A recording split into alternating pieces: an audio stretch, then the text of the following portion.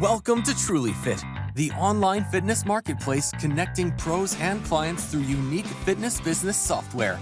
Sarah Fuhrmann, thanks for being with me. Why don't you give the audience a quick 101 on Sarah Fuhrmann and also UCanRow2 as well. Awesome. All right. Thank you, Steve, so much for having me. I'm so excited for this. This is going to be a super fun conversation. We've already been chatting for a long time offline, so obviously we have a lot to say.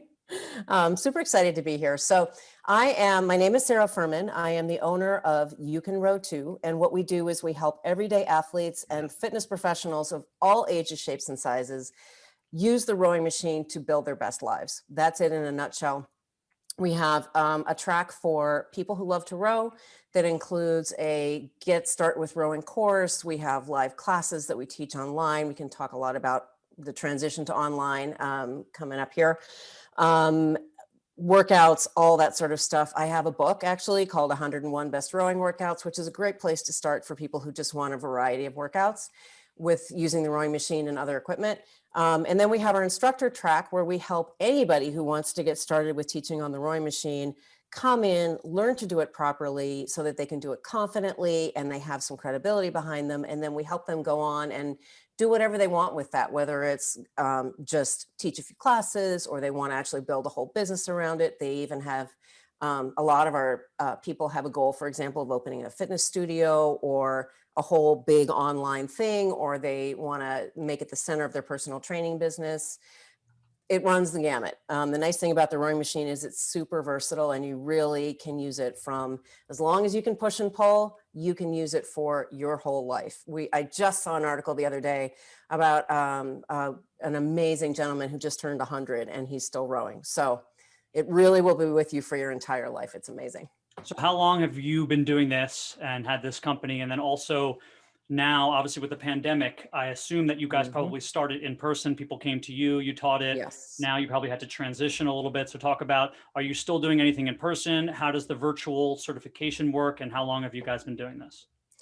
So UCanRow2 is 12 years old. We're going to start our 13th year in March. And for 11 of those years, we were offering these instructor certifications in person. We were doing them all over the United States and Canada. And then honestly, we resisted going online. I'm not going to lie, because we are very much fans and advocates for a hands-on approach. Rowing is a sport that is amazing. It's total body, non-impact, but it's a little bit complicated to learn. There are lots of elements to it. And we felt strongly that to learn to do it correctly, it was important to learn to do it in person. However, March came, pandemic hit, and it became clear that it was really time for us to go online. People have been asking for it actually for a long time, and people from all over the world who really wanted to take our training and couldn't because we were asking them to be in person. So we did it. We just went all in, and we actually created something I'm really, really proud of, because I have this team of master instructors who have anywhere between 20 and 40 years of experience in rowing. They're often, we have a former Olympian, for example, on our master instructor team. They're really, really well trained. They're experts. They're world class. And what we created by going online, and this is, I say this because I think this is a really interesting opportunity for other people in the fitness space to think about, like, how can you make the online option a value add versus just being like a decent substitute or something like that, right? We actually made it so that we could bring in, we do it over Zoom. We do it in 2 half days so that it's not too much on anybody, because we really feel like an 8-hour training, which is what it is, in 1 day on Zoom is just mind numbing and horrible. So we do it in 2 half days, and we bring in 4 to 5 master instructors, and everybody can get coached by all of them. So instead of just having one master instructor, you're actually getting coached by a whole crew of them. And it's turned out to be a really, really amazing experience. And I'm actually, when we're done recording this, I'm actually going to be sending certificates off to Costa Rica and Wales, along with a bunch of places in the US and Canada. So the opportunity that the pandemic gave us, right, to broaden our reach and to actually deepen our training has been amazing. Nobody else does it this way, and I've just absolutely loved it. Yeah, I mean, the scalability of online is just unquestionable, how it can help you grow your business. I've always been hesitant. When I work with younger trainers, I've told them for the longest time, don't go online right away. But with that being said, that right away is the key word there. So Yes. what I mean by that is you still need that in-person real world experience, and your instructors who are teaching other people have that. So they Right. can use the proper cueing. They could explain to them what the difference is between what they're seeing on the video and what the difference will be when they're working with people on site, right? So you have so let's say his name is John, and John's been an instructor of rowing for 14 years. He could explain to me on my first certification, hey, Steve, I know you're seeing me do this virtually and it looks this way, but when you're in person, it might look a little bit different. Make sure you check A, B, and C on your client, because that's very important, right? Having those instructors who didn't start online, who now transitioned online, teach you is uber important. And it looks like that's what you've done. Yeah, I agree. I mean, I think, I'm trying to think if there are any of our trainers who are planning on being 100% online. And I don't think there are. I mean, could you do it? Yes, absolutely. I mean, like I say, we run our training online. We get people who come to our instructor training and also our live classes. We do a learn to row. So we have people who've never ever rowed and they learn to row well with an online option. But it is definitely nice. I think true with training too, right? If you have the option to actually touch somebody, that's helpful, right? If you're trying to position somebody correctly, or, for example, in the case of the rowing stroke, get them to hold their knees down better or whatever it is, it's helpful if you can actually like put your hand on their knees and tell them not to do that. But failing that, I think cueing is absolutely essential. And you really need to have, I feel like the online environment really forces us as trainers to up our game. Yeah. Because you need to have a million options for how you're going to scale somebody if they can't do the move correctly. You might have to, I have looked at so many of our workouts and thought, okay, I can do this workout that's got some strength move off the machine. I can teach this workout in person because I can watch them very carefully and make sure they're moving the weight right, the dumbbell right, or whatever it is. But I find in teaching online, sometimes what you have to do is you have to change some of that out so you can teach moves that people understand how to do, or that they can quickly learn to do, and that you can see them doing and correct them properly. Because anything that's got a lot of nuance to it, you may not catch it online. And what's the number one thing that we need to do as trainers? Safety, safety, safety. We harp on that at UCanRow2. There's nothing more important than safety. The other thing we like to say is that you're everybody's best friend until somebody gets hurt. That's right. And also, to add to what you just said, when there's curve balls in the gym, meaning like if I walk into a fitness facility and my plan for the day was to use the cable machine, but trainer B is occupying that machine the whole time with their client, or I go in and it's broken, right? The machine is broken. I have other options. I might have endless options in the gym. And if you're a good trainer, you can navigate to something else quickly and still hit those particular muscle groups. But on the online world, it's different. If I'm working with a client and they told me they had 30-pound dumbbells and 25-pound dumbbells, and they go, oh, I typed it in wrong. Sorry. You start the Zoom session, you only have an hour, and they have 15 and 50s. And you're like, okay, well, this is going to change what's going on, right? Or yes, I'm sure you can relate that to rowing. You're working with someone online and they're like, hey, listen, like, I injured something, or I burnt my hand on a pot yesterday. I can't actually grip the rower.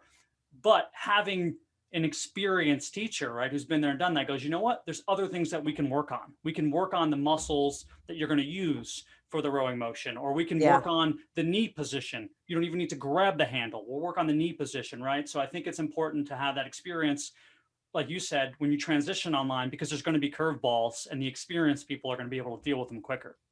Yeah, and I think, if you don't have that experience. So for example, we created a community that actually is sort of a back end to our certification seminar that allows people to come in and it's all instructors, and they're in a community together, and they can ask each other questions, and they can say, honestly, what's one of the biggest problems that people have in teaching online? It's the tech.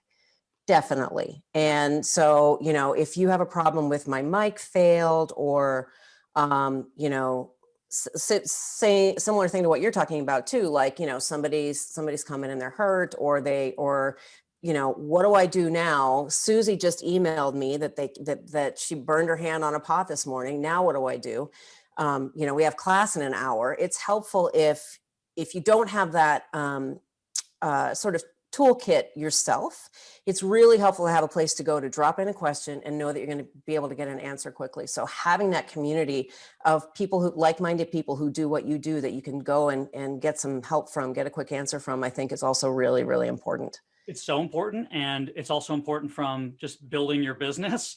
It's not only Yeah. for the instructors, but having those communities where you have all of that engagement and interaction is amazing for brands to build brands. And I'm glad to hear that yours is going very well. I know that it's difficult for people to start that up, but it's important. And I think in our industry, we got into this industry in the first place to help people, right? Your goal is to make people better rowers and to help them build their businesses, right? By using the right techniques and things. My goal is to help trainers and other people build their business. So, our natures are to help people, which means absolutely. So are other trainers. So it's such a good community because everybody wants to help anyway. So you're just, you're throwing out questions to people who can't wait to help you. And I feel like it's a huge mistake not to start that with your business right away, to have those like big social community groups where there's constant engagement.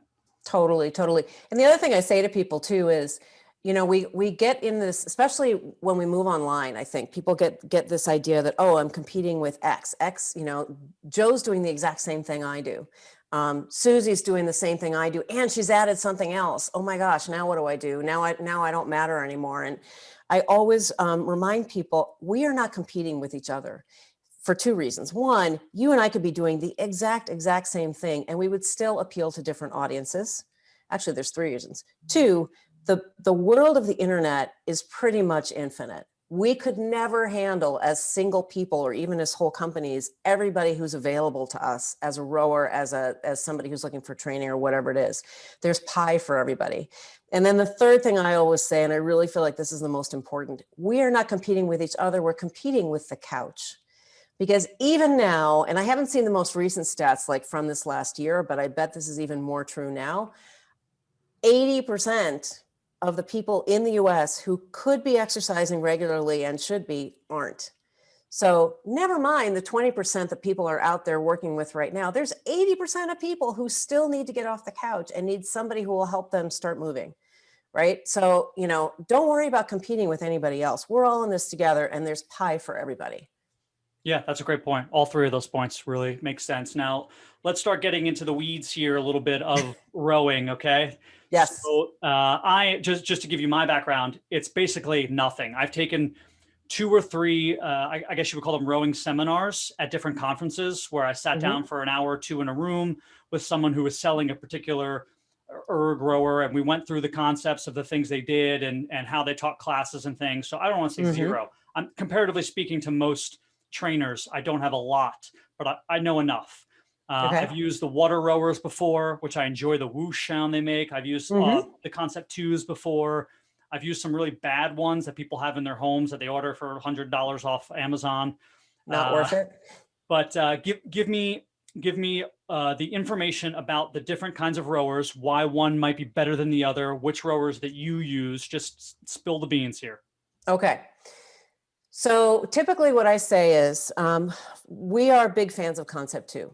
All right. And I like it because, especially for somebody who's just starting out, because a couple reasons. First of all, it's really, really affordable, especially compared to, it used to be kind of on the more expensive end, but now since all these other ones have come on, it's now a half or less of what some of the more expensive ones are.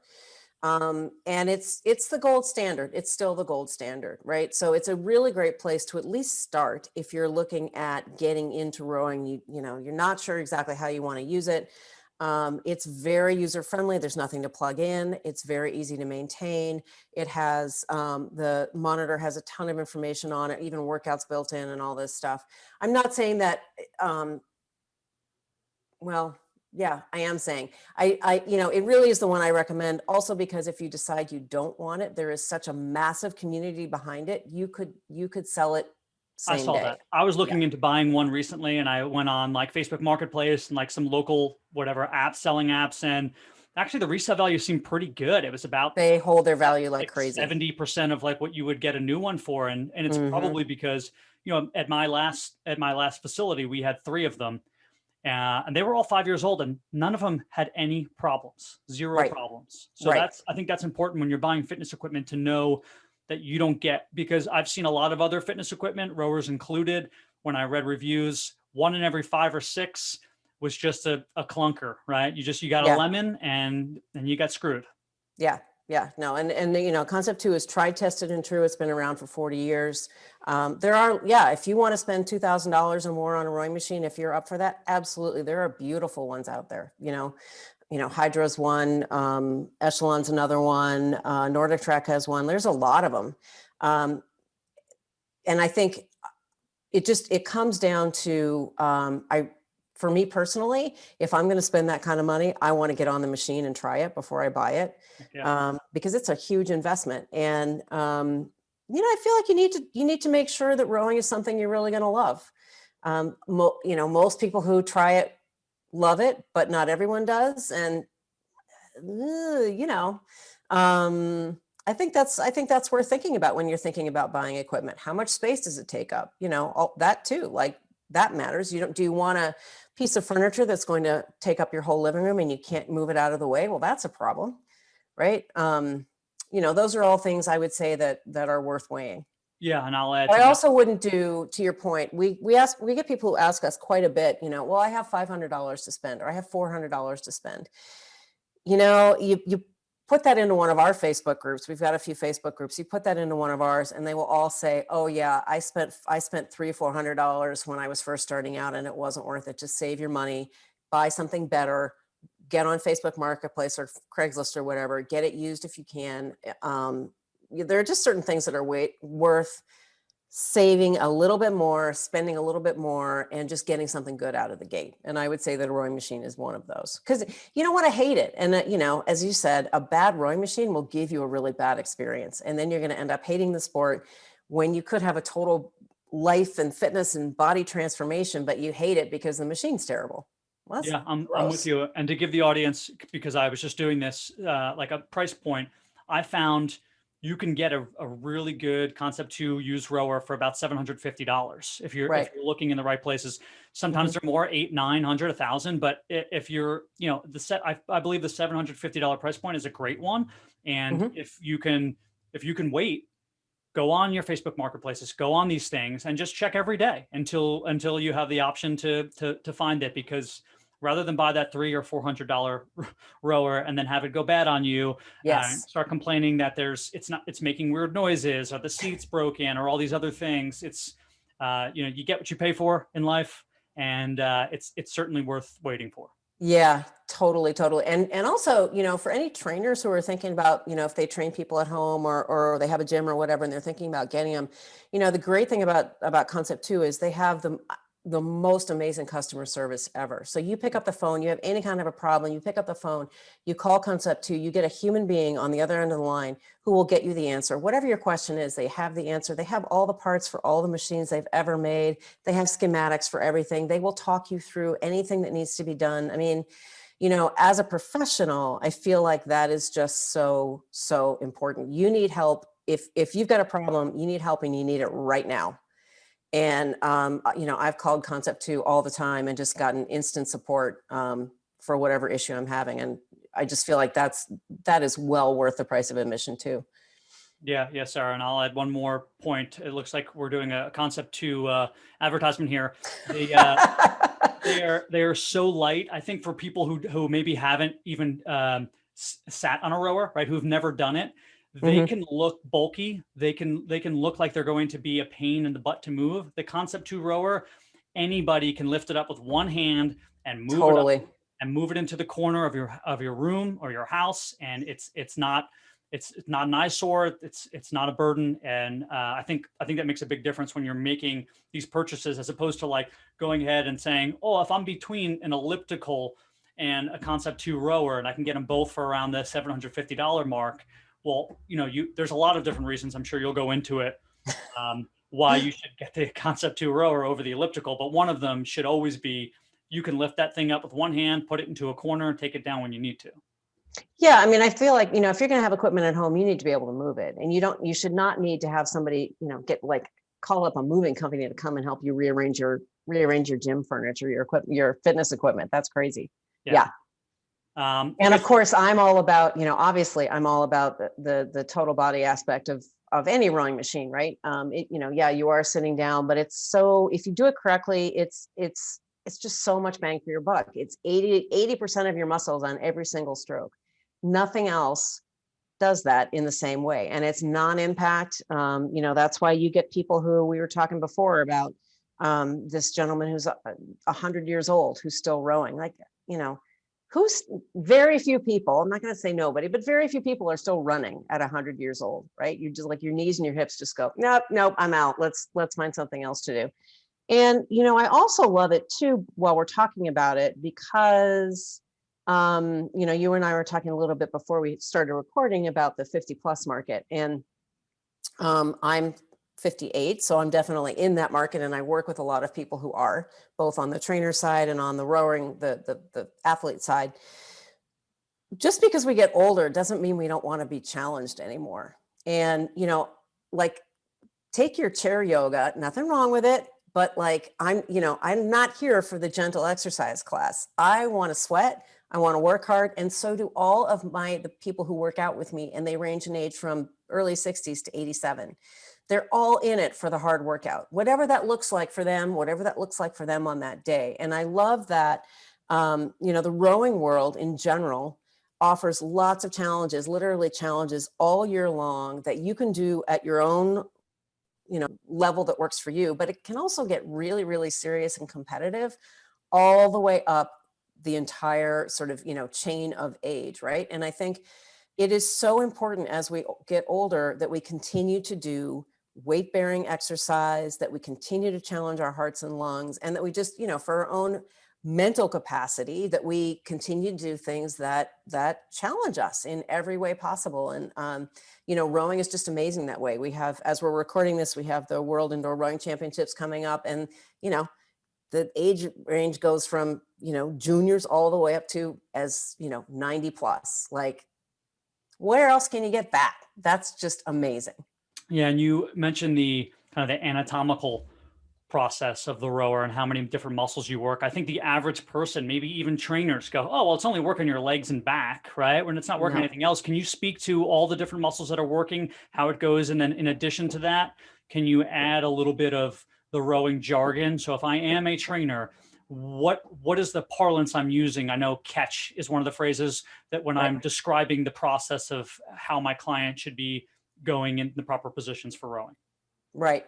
So in terms of the muscles worked, it really is basically all of them, because as you're, when you're in that catch phase, which is when you're up at the front of the machine, you are getting, you have your arms extended, you're getting ready to push back.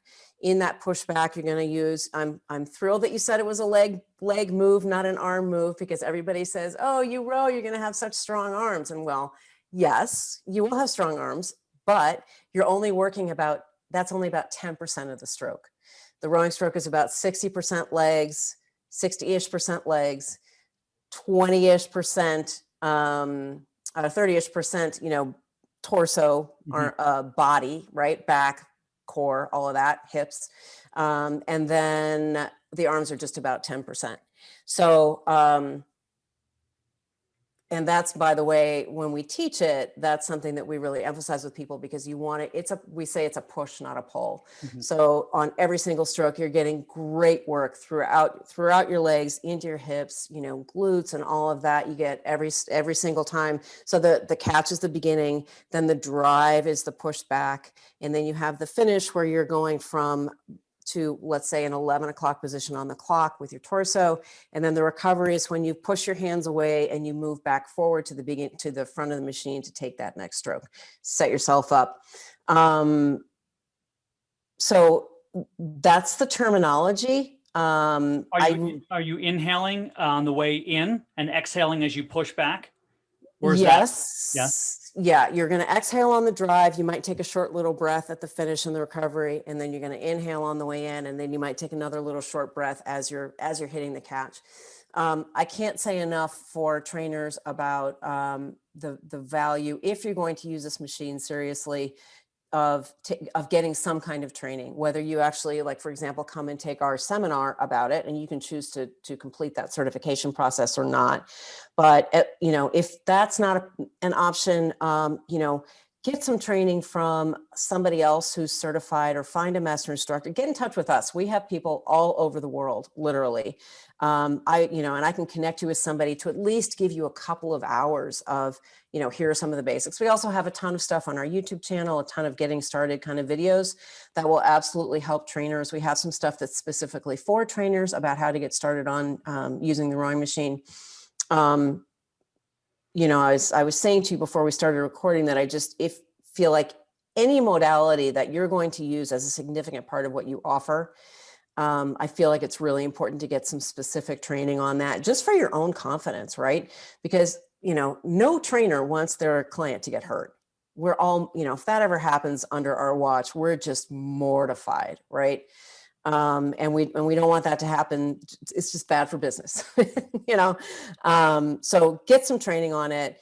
But I think in terms of an exercise that is, you know, there's just no better bang for your buck, really, than the rowing machine. And if you're a trainer, it's a great way to do a warm up.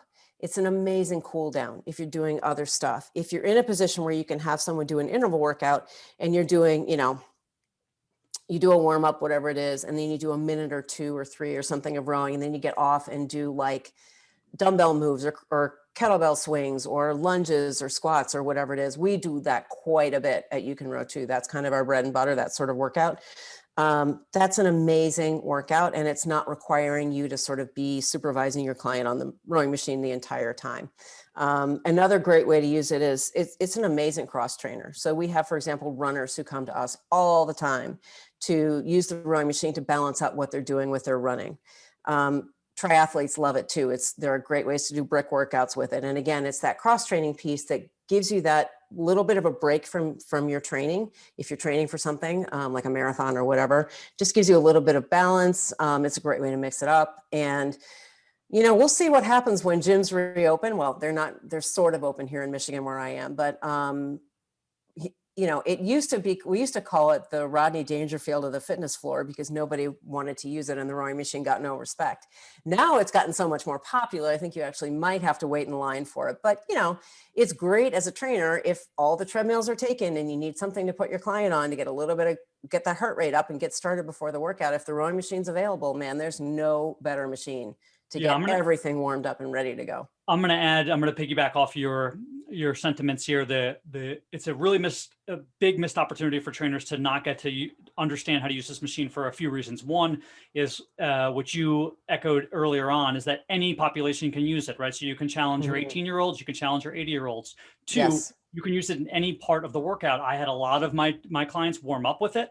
I had a lot of my clients cool down with it. And I've sometimes put them on for 30 minutes and we busted it, right, in the middle of the workout. So you can use it in all those different facets. And I think that's really important. And again, leading back to what we started off this conversation about, having baseline knowledge, getting a certification, watching your YouTube videos and all that is very important. I've only taken 2 or 3 small hour-long seminars, but it was with a guy who rowed for like Brown or Harvard, right? Actual rowing. And then he developed a rower himself. So he had a lot of knowledge, and those 3 or 4 or 5 different things I picked up from him, like how it was a push exercise and how you don't really start the pull until the bar is past your knees, right? And right. You know, like and you got to relax your shoulders, and all these like small little cues that you can help your clients. It's very important not to just throw your client on there because it's the only open machine.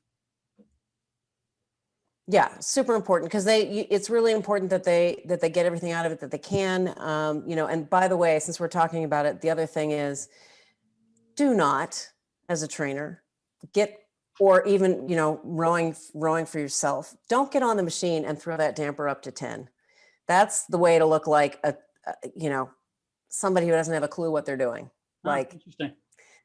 It's there, you know, we use it very rarely, that high damper setting, but really we tell people to put it between 3 and 5. And that's where really experienced good rowers put the damper, because then you're really properly engaging your legs. Because the problem is, it's like gearing on a bike, right? It's not resistance. People talk about it as resistance all the time, and that's really not what it is. But when you have it up really high and you've got all this air coming in, it's like moving a heavy boat full of fish. And you might be able to do that for a few strokes, but then you're likely to start throwing your back into it, for one thing. That's definitely a risk for back injury. It's not something you could sustain over very much time, and it's not giving you all that much benefit. We do use it occasionally in workouts where we have people row very, very slowly. So maybe 16 or 18 strokes a minute. But every time when you have that damper that high, every time it's like picking up a massively high load, and the flywheel's basically dying every stroke. Instead, what you want is to create something more efficient, right? So that you're actually getting more of the cardio benefit out of the machine as well as the strength benefit. I know people love to do it, but man, it's not the way to get the most benefit out of the machine. Certainly not for extended periods of time. And that's great information. And if you feel like, we do get people who say, but I don't feel anything if I don't have it that high. And I say two things. Number one, check with maintenance, because it might be that the machine actually needs to be cleaned, because if the machine is in the gym, it may never have been cleaned. They are very low maintenance, but they're not no maintenance. You do have to clean them.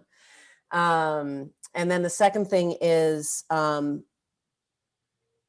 lost my thought. Well, because let me ask you a quick question here, because I believe they're isokinetic, meaning the harder you pull, the harder it resists, almost, right? Correct. So I think trainers instantly think about other machines that run in that same fashion. They go, of course I got to put it to 10 and I got to rip it as hard as I can, because that's what's going to give me the most resistance. But I think rowing, it's not just about each individual repetition, like you said. It's about the workout, the experience, getting in rhythm, and all of those things. Yeah, we're not talking about a 1 rep max here. Yeah. Right? We're not talking about 5 deadlifts. We're talking about 20. We're talking about what? 100 at least, right? You've got 25 strokes a minute. Let's say you're going to row for at least 3 or 4 minutes minimum. Are you going to deadlift your 1 rep max 100 times? I hope not. Yeah. That's a horrible idea, right? So that's part of the point too, right? And it is about being more efficient. And really, the thing is, because it is an ergometer and it does respond to you, if you're really properly engaging your legs at the catch, and you're really properly pushing back forcefully, and then following with the pull, you'll get plenty of resistance out of that lower damper setting, but you'll also be able to do it properly over more time. Yeah, that's good information. And I think too, for trainers, speaking again towards the creativity, because you have time and numbers that you can work in. I think it's great. I put my clients on before and said, we're going to go 80% effort for 40 seconds. Then we're going to calm it down for 20 seconds, right? Just go through the motions, and then things like that. So I think, it's just endless options. People might see it and go, oh, there's only one thing you can do on it. That's not the case, No. right? There's endless options, and you will only get to unpack those options once you start learning a little bit more about it, getting your certification, understanding the basics. And that's why it's important to do that. Exactly. Yeah. There are just so many different ways that you can use the machine, even if you're just using it on its own. We did a workout today where we had a 6-minute interval, and we set up the pace boat, which is something that you have on the Concept 2 monitor, where you can program in a certain pace that you want to use. And it was 4 rounds of these 6-minute intervals. And the goal was to try to use that pace boat and try to beat yourself every time, track it, following the boat as you're rowing along. It's super motivating, super fun. On Saturday, we did a workout that was based on the number of watts we generated. That was very much like what you're talking about. It was like, it was 15 seconds on, 45 seconds off, then 30 seconds on, 30 off, then a full minute at that higher rate, and then a break. It was great. Like, there's no reason to be bored on the rowing machine. And if you are, you just need to contact me, because I will give you something to do that will be different than what you're used to. But I understand why people get bored. They think all you can do is like sit down and just push and pull and just kind of go back and forth on the machine. And that's just sad, because there's so much more to it than that. There's so many more opportunities and ways to use it. Yeah. And that's on the instructor, right? If you can't devise ways to make it interesting, eventually that's on you, because you have 2 different pieces of equipment. You have, number one, the human body, right there. And then you have the actual rower. So between those two, if you can't think of something that's on you. You have to be more creative. Now, I want you to start to tell me about how you, I know you said you virtually transitioned. Was there a company that you used in particular? Did you do this all on your own? Did you do this purely through Zoom when you're doing these certifications? How did you manage the complete sort of 180 switchover? In terms of teaching my personal classes, well, my personal classes are on Zoom, but they're with a group of people that I have been with for. These people have been together since before I existed, even like 20 years. So that was pretty simple. To teach our online classes our online workouts, we've used a couple of platforms. Right now we're working with on Podio as a way it makes it a little bit easier to book classes. We can offer class packs as well. It's easy to schedule and stuff like that. There are a ton of them out there. You just need to kind of go out and look and see who you like and decide what options you want to offer. Like, do you want to offer a sliding scale possibility? Do you want to offer a drop-in or not? Do you want to have music? Because that's a whole thing. If you're teaching a class and you want music, it needs to be rights free, and that's a whole thing. All those pieces. So there's a ton of options there.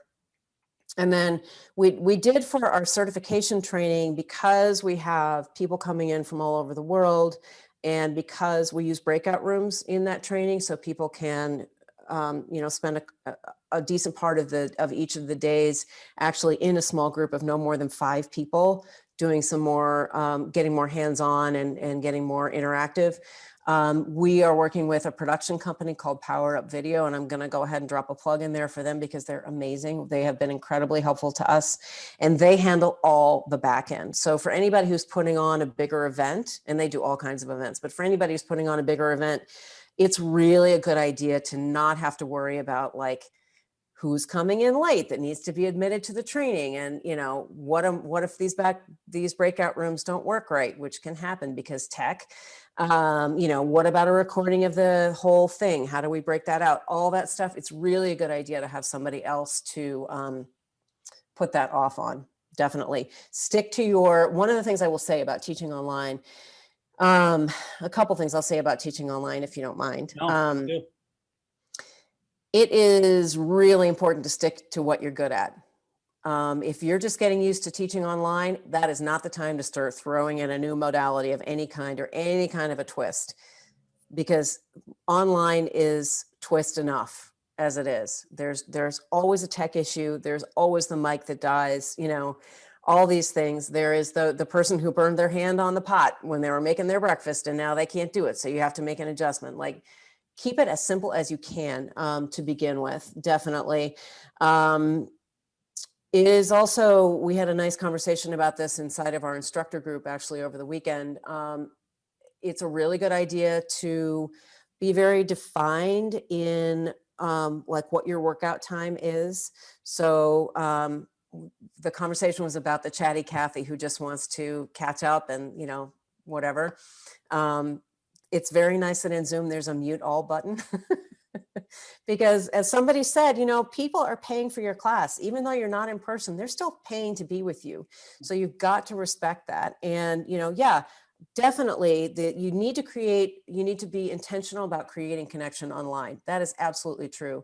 But open up the doors to your class 15 minutes early and let people have that chat time, including with you. And then when it's time for class to start, it starts at 9, start it at 9, right? Mute everybody, you do the class, and then you can have that chat time at the end. But I think it's really important to allow for that connection. Don't let anybody hijack the whole thing, because then you get in this back and forth on Zoom. Somebody's taken over, intentionally or unintentionally taken over the screen. And with rowing, if depending on the rowing machine, they can be a little bit loud, so that can definitely happen. I would say that it's also really important when you're teaching online to not rush through what you're saying, because you're not in person for one thing, right? People aren't necessarily even seeing you all that well. I mean, they might be seeing you on a big screen, or they might be watching you on their phone, and you might be tiny. So you really need to take the time to explain things better. You've got to have a boatload of cues available. And one piece of advice I heard recently that I really like is take a breath, take a physical breath between every cue. And that wasn't even for teaching online, but I think it's more so true for teaching online, because we have to allow for people to either, there's a delay as well, right?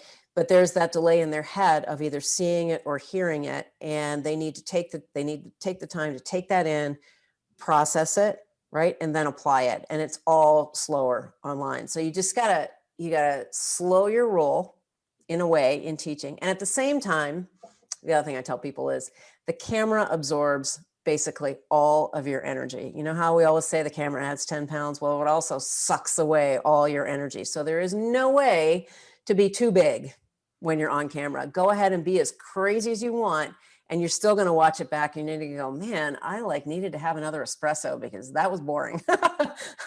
Yeah, like you just can't get too big online. And I think, I'm an introvert, but I look at this as almost a performance. When my class starts, I'm just putting it all out there and I'm making it fun, because in group exercise, that's what it's all about. It's about bringing the fun, and you got to transmit that fun. You're not in the same room. So that energy has got to get over to the camera somehow, and it's got to come from you.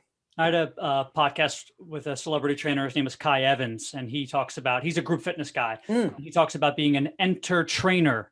Not an entertainer, but an enter trainer, and how you have to, especially in the online space, like you said, because you're not there in the room, you really have to create a presence. You have to be a little bit louder. You have to use different adjectives. You have to cue more than you typically would, or cue in a few different ways than you otherwise would, and add all that in. And to add what you said before, the online space, it's what group fitness people should think about is the first time they entered a group fitness room. Let's say they entered some sort of room. Maybe they were teaching, who knows? Maybe you're teaching a step class in the 80s, or maybe you're teaching a HIIT class 2 years ago before the pandemic. You assess the room. You got a sense of, okay, where's the equipment? Where's the sound coming from? Where are the speakers? Is my music too loud? Is there a stage or is there not a stage? Where am I standing? How are the acoustics? What happens if this band breaks? Do we have extra bands here? Do I need modifications because I have an 83-year-old and an 18-year-old?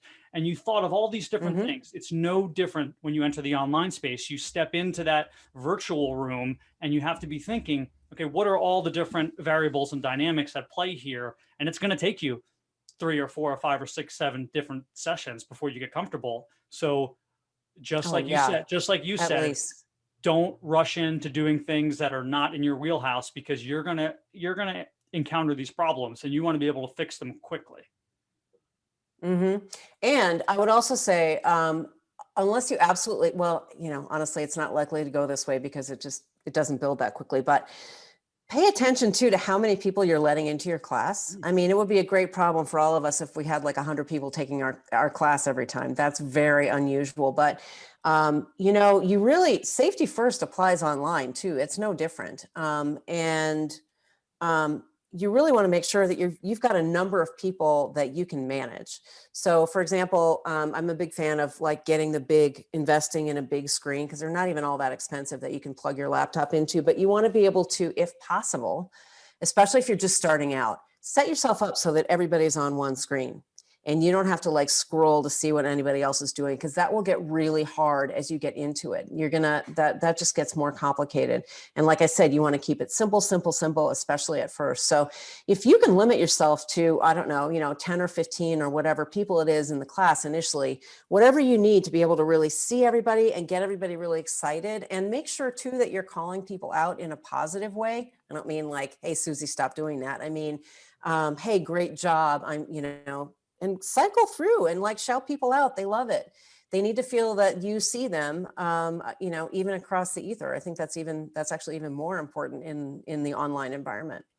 Yeah, I agree. They're not just watching a YouTube video of you, right? They need the interaction. They're paying for the interaction, most likely. Exactly. They're paying, right? And sometimes I've seen, my wife just took a yoga class yesterday, and the instructor didn't change the price. I'm not telling her that's right or wrong, but the virtual classes are now just as expensive sometimes as the on-site classes. So you're going to be charging just as much as you were for an on-site class, you better be giving me all of that same energy and talking to me and pretending I'm there, not pretending as an instructor you're just in your living room filming a YouTube video. Yeah, totally. But I would also say to that, that's an excellent point, because I would also say to that, we all need to stop giving away our stuff. Stop thinking that, oh, because it's online, it should be free, or because there is so much stuff available online, I can't compete. I'm just going to make it free, or I'm going to do, $1 a class or something. No, just stop that, because that's undervaluing yourself. I feel like it's also undervaluing the client, because really, where does the change begin? It really begins with the transaction. When we invest our own money in hiring a trainer, in registering for a class, or or buying a piece of equipment, whatever it is, we need to feel like we have invested in ourselves, so that we really take it seriously, and also so that we know that we can kind of put the trainer on the hook too, to make sure that we're getting a quality workout or training session or whatever it is. But I think that somewhere along the way, people decided, oh, it's because it's online. I mean, trainers decided this, because it's online, I shouldn't be charging anything. Well, really? I mean, to me, it's at least as hard to teach my class online as it is to teach it in person. And I still have to program the workouts. Nothing's changed there. And if anything, it's gotten harder, because I have to have more options available. Yeah, Right. no, that's right. That's great information. I use the analogy of like a banana and a filet mignon. How many of us have seen a banana in our kitchen go bad and throw it out? Right. How many of us have had a filet mignon go bad? None of us, right? Because you spent $23 on this piece of meat, you're going to eat it. So you can't undervalue that, and you have to make sure that you put the right price on what you're giving. Of course, you don't want to charge people through the roof, and if there is a scalability aspect, you can lower the price. But the price point is something that I think a lot of group fitness people and trainers have missed on, and it's really hurt their business. Yeah, we're not trying to gouge people, but also, we have bills to pay, and all that stuff. And I don't think I don't think that online is going away. I think people are going to want, as gyms reopen, yes, I do. I think people will go back to the gym. Yes, I do think they will go back to the gym. I think we're going to want that community aspect. But I think now that we've had a year of, the cake of online and on-demand classes, and being able to take whatever we want, whenever we want, from wherever we want, I think we want that. We want to have both. We want our cake and eat it too, right? We're going to want to be able to do the 2 or 3 days a week in the gym, and then the other 4 days we're going to want to go and still do the yoga class that we started doing in the pandemic, or we still have that Peloton, for example, that we invested in, and we're not going to give it away. Like, I think the future of fitness is not online only. And I think it's going to be a hybrid. And I think I heard a great term the other day that trainers are going to become the fitness concierge. So we're going to help people put together programs that include their time with us, but then we're also going to tell them, all right, for the next 6 weeks, you're going to go do cycling workouts, or you're going to go do rowing workouts, or let's add in some more mobility. Let's have you do this yoga workout, or some, whatever the mix is of it. Right. It just adds more tools to our toolbox. But I don't see that people are really, when we get to, let's talk in a year. But I think in a year, we will find that a lot of people have gone back to the gym, and they've just created this sort of hybrid model where they're doing a balance between in-person, online, what they used to do before, right? Air quotes. And now they're going to have maybe a broader mix of things that they like to do. And that's great, because I'm all about finding whatever mix it takes for people to keep moving, for as long as humanly possible, in whatever way works for them, that keeps them strong, that keeps them fit, and keeps them well. Yeah. And we talked a bit, again, off camera before this, and we mentioned it's very important to find kind of your fitness weaknesses and strengths and play towards them. So for me, I don't like yoga, and I need to do more yoga. So for me, I've tried it. I cannot do virtual yoga. It's not for me. I'm mentally not into it. I know that the instructor's not there. I know that there's people not around me, and I just don't do it. So for yoga, I have to go to a yoga class. But for everything else, I love, right? Anything from rowing to spinning to HIIT to MMA training. I love it. So I can virtually do it with no problem. So because I know that, I book yoga classes on site. And those are the ones I go to because I won't do it on my own. And I think people, whether you're a trainer looking at your clients or whether you're just a fitness pro looking at yourself, you have to understand, okay, what are the things that I'm willing to do online? What are the things I'm not willing to do online? Totally. And put that in your mind for clients, right? You might have a subset of clients who love your online stuff. They absolutely love it. But there's probably some of your clients who can't wait to get back in the gym. So as those gyms start to open up, keep that in mind. Who's going to be transitioning? Who's going to be staying? How do I form my business moving forward? And what do I need to offer them maybe that's a little bit different, that will allow me to keep them in? Like maybe you're just helping them, maybe you're being that fitness concierge, right? Maybe they're not training with you in whatever way they were doing it during the pandemic, but maybe they're still with you because you're helping them program the right mix for them of classes and rest and whatever else. I mean, I think we just have to get creative.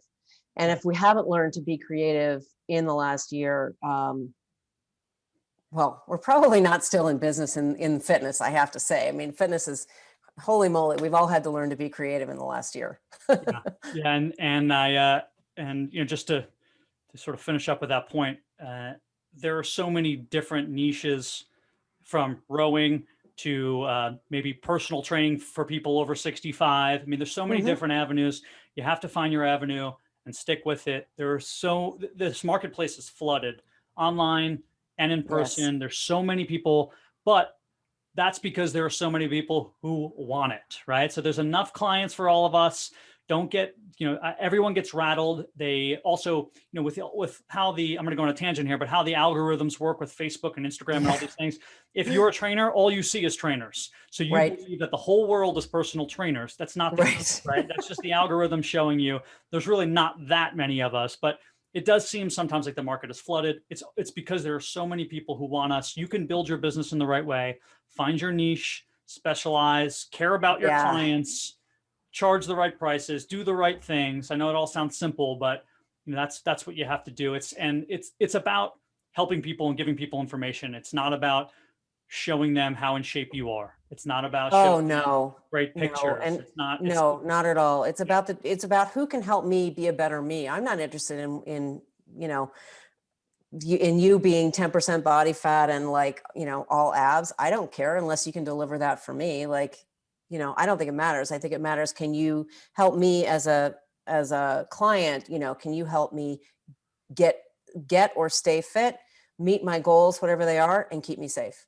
and not get hurt? And I think, that's really important.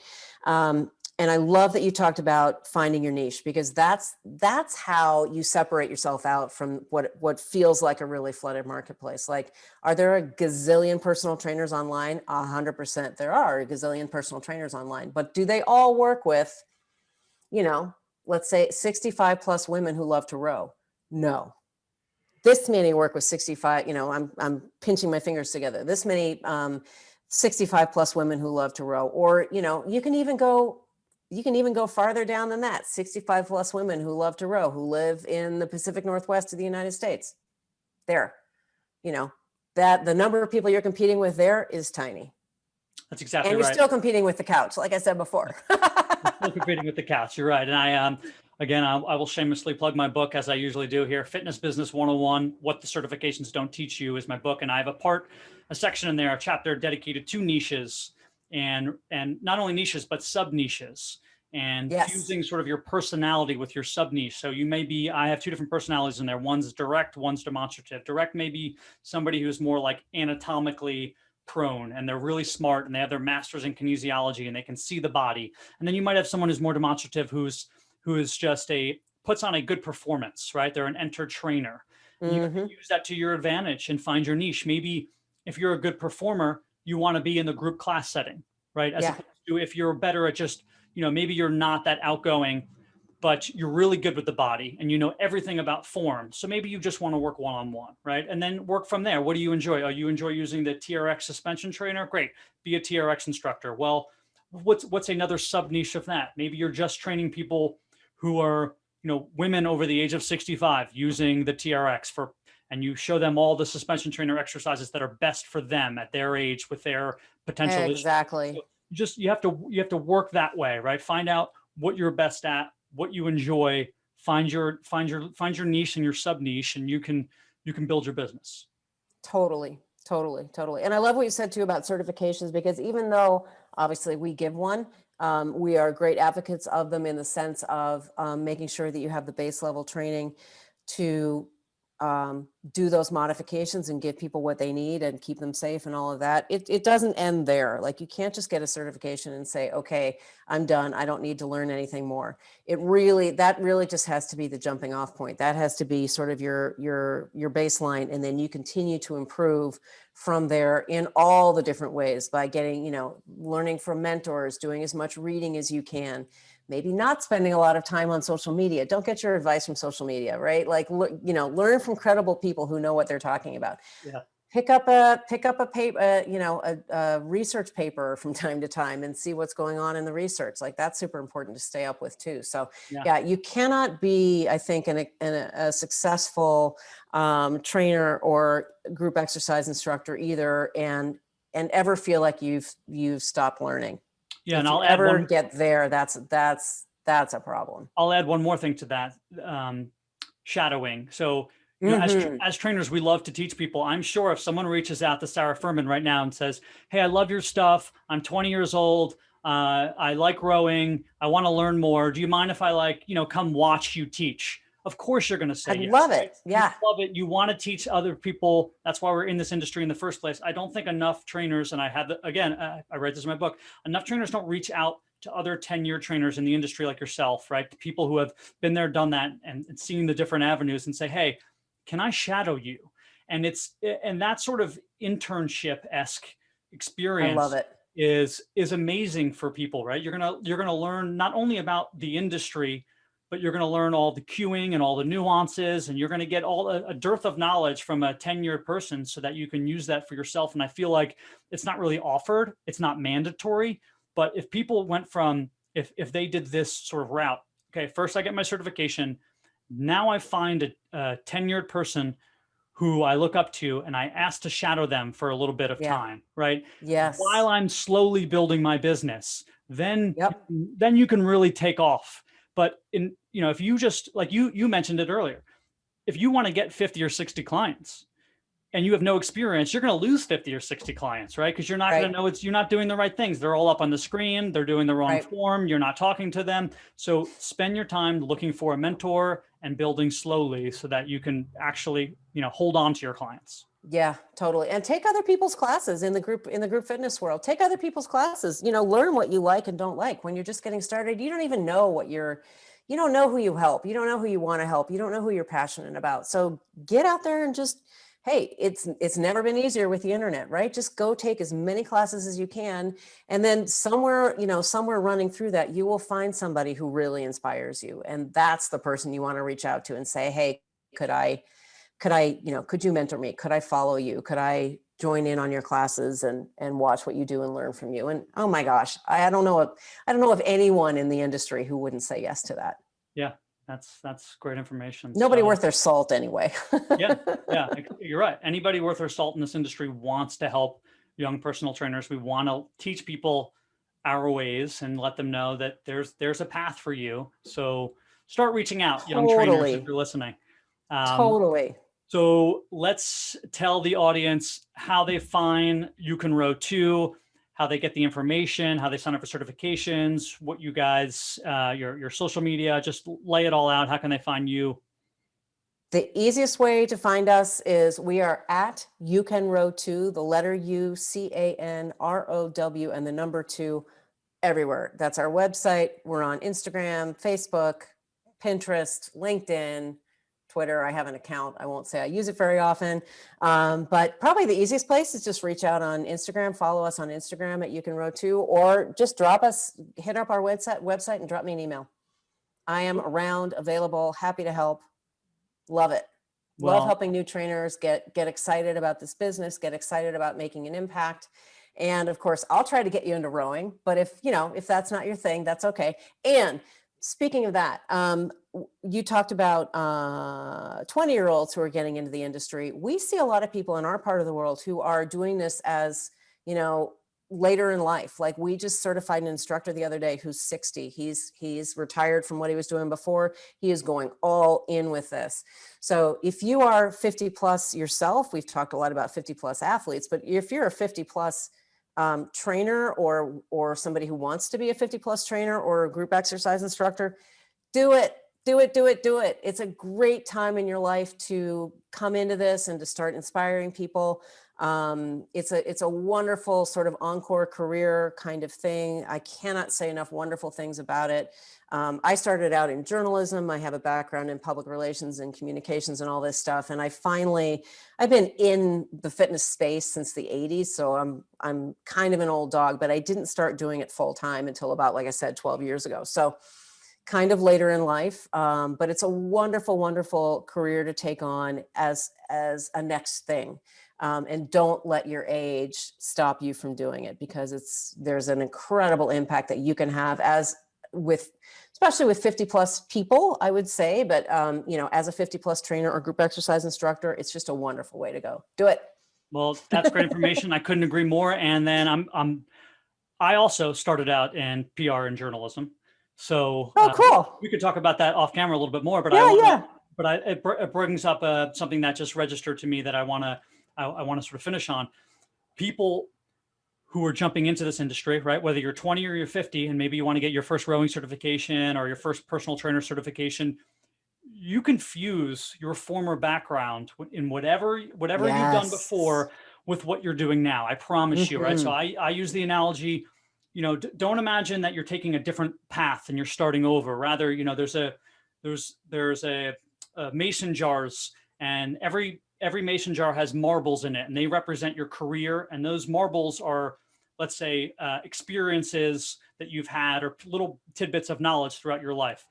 If you've been involved in fitness in any sorts, you've already put a bunch of marbles into your personal trainer or group fitness instructor kind of mason jar, right? That's already half filled up. You've learned exactly whatever you did. If you played football, if you were someone who did ballet, you understand the kinesiology a little bit and stretching and how to do a squat and all these different things. So don't think that you're coming from this from zero, right? You've already built up a skill set, and then you're going to have other skill sets that fuse with it, right? If you're a journalism and PR background like we are, well, maybe we're really good at copy creation. Yeah, we have copy, and then we also we're good with analogies, and we're good with cueing, because we know how to quickly phrase things and put them into different words, right? So, and I love that.